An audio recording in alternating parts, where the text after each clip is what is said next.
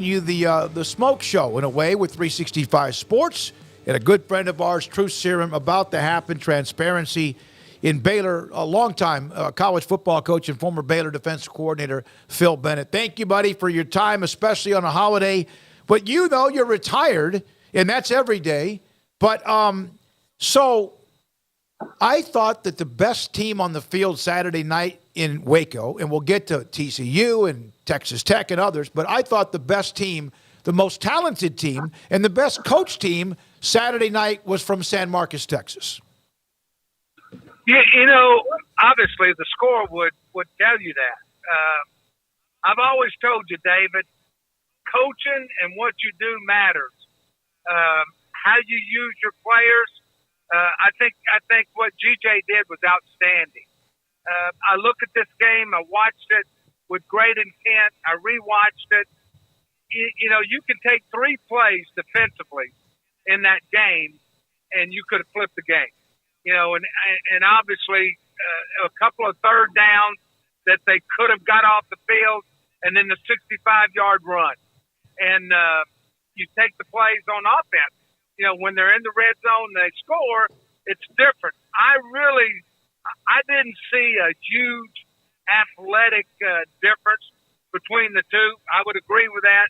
But I also saw if Baylor takes advantage and gets a couple of stops, scores, then you've got a game that probably they're going to win.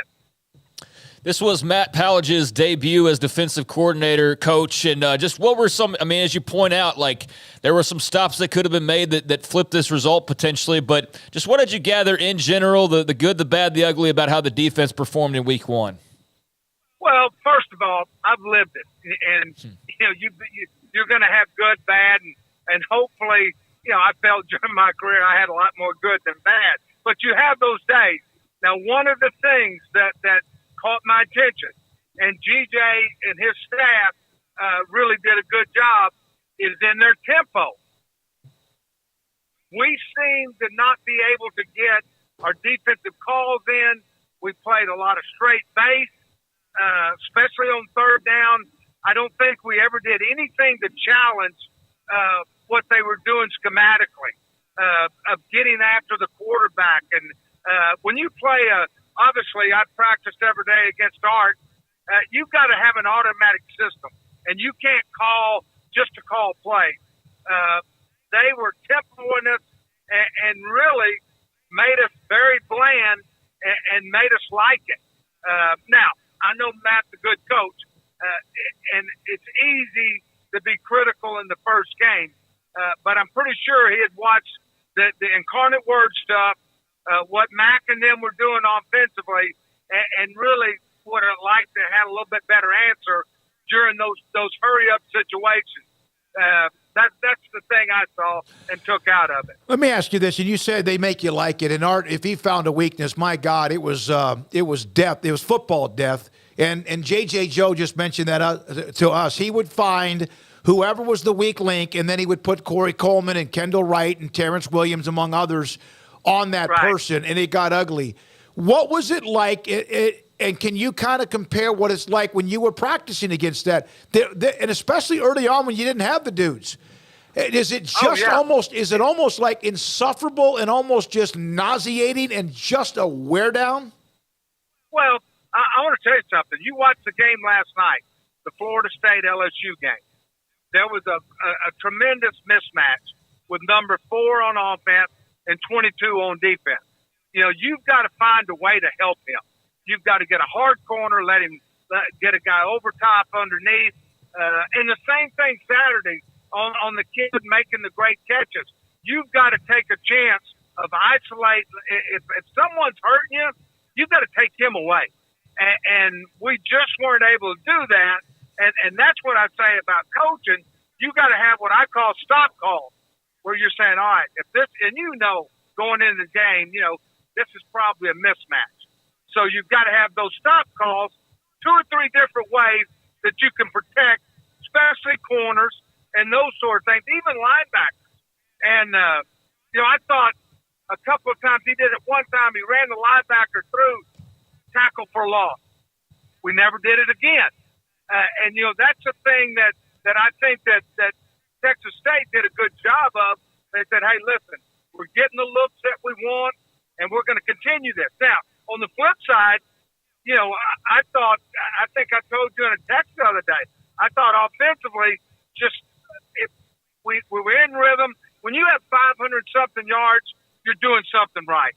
I thought they had the right scheme. I thought they just got to finish plays, and they didn't finish. I thought a couple of times our receivers could have made extra yardage after catch. And where their receivers were, you watch the one catch by the kid on the sideline. That was that became a game changer. Mm-hmm. Coach, if you are Dave Aranda, you are staff, whichever point of view, whether defensive coordinator or what, but how do you get back to work after that? And it's so early. I mean, it's the first week of the season, but it was a bad loss. Yeah. But how do you go back to work after that? Well, first of all, you lick your wounds and you evaluate. And when you evaluate, you be truthful. How much of it was our players? How much of it was me? And if I'm Dave Aranda, I'm going to sit down with Matt. I'm going to watch it together and say, hey, what you're thinking? What, going in, we thought this, and I think I told you this, Smokey, with a guy that's first-year coordinator, Dave's got to be involved with the defense. Yeah. I mean, unequivocally, he's got to be involved. Nobody else on that staff has ever had coordinator, and until you've called it, it's easy to say, oh, I can do this, I can do this. No, it's not. I've done it too long. I probably did it longer than anybody in the business. It's a humbling experience when you start, and I think Dave will do that. Now, you're so right. It's the first game, and even though as bad as it looked, as I said, you get a couple of stops, and you win that game, and it might be close, but you say, okay, we learned a little bit about ourselves. And that's the thing people want to do. We're in this instant gratification society. Hey, they want to right now. Let's fire Matt. Let's fire them. That's not the answer. They're good coaches. Let them grow with it. And I think this is part of where Dave earns his money. He's going to go in and say, hey, listen, this is what I envision us being defensively. I've got to be more involved. Jeff has a grip on what they want. Now, I know Shapen, I don't know how bad he's hurt. But he's out 2 or 3 weeks with an MCL injury. Oh, wow. Yeah. Well, I even thought Sawyer played well. Mm-hmm. And I don't think, and I usually don't pick sides, but I think offensively they could have won that game with the exception of the turnovers. And I think Jeff knows what he wants to do. I know the offensive line had too many procedures, probably didn't knock people off the ball the way they wanted. They lost a lot of people, and I'm sure, they want to get more physical and get more coordinated in what they're doing. All right, so let's, if you don't mind, Deion and Colorado, the huge change, a lot of hype. I got to tell you, Coach, when I picked the game up, they were already up, I think, 7-0. I don't remember exactly when I picked it up, but I did. I was incredibly impressed with the weapons they have and how well they were. He's got a hell of a staff, but he's done a great job. Were you shocked at what you saw? Not really. And I'm going to tell you why. I never bought into TCU's defense last year. I thought they were bad. And it wasn't just the one way they survived last year. They had some huge takeaways. And, they were 130 in scoring, 130 in stops, and they lost some guys. Now, offensively, you look at them, and even as bad as they played on defense, once again, they could have won the game if they don't turn the ball over. I mean, throwing the ball on 3rd and 1, that when Hunter intercepted, turned the whole game around. I think, obviously, Deion did a great job. Offensively, Sean Lewis, the offensive coordinator who I know when he was at Kent State, he's an excellent coach. He challenges you. I thought as bad as Baylor might have been on defensive Saturday, TCU might have been worse. They had a back catch 150 yards, Smoak, of passing. Yep. Nobody was covering the back. And the game, the one that won the game was like a 70-yarder with no push to the flat. That's coaching. I mean, something was amiss. They had to have watched Kent State because that was always a staple in this package. Now, with that said, I thought offensively, I thought Colorado was lights out. Yards offense, so it really wasn't a great defensive game. But I thought Deion's son, the running back, I thought they played very hard. Coach, I know we can't cover every game, so try to hit in the high point. You mentioned that one last night. That was the first half, very entertaining. The second half, a pretty dominant showing by Florida State. What did you make of the Noles and LSU as well? But Florida State, obviously, with that win, putting themselves right in the immediate part of the conversation when it comes to potentially the best teams in the country. Yeah, the thing, like I said, I look at it a little bit different. The first half, really FSU really didn't try to run the ball. Couldn't. And I thought LSU's D-line was dominating their offensive line. The second half, if you'll remember, they came out and their whole goal, Chris Thompson, their run game coordinator, I texted him, they did an unbelievable job. They started running the stretch G with the pulls, and I'm telling you, all of a sudden it slowed LSU's D-line down, and they would get 9, 10, 15, 20 yards and took a close game. And as good as the quarterback played,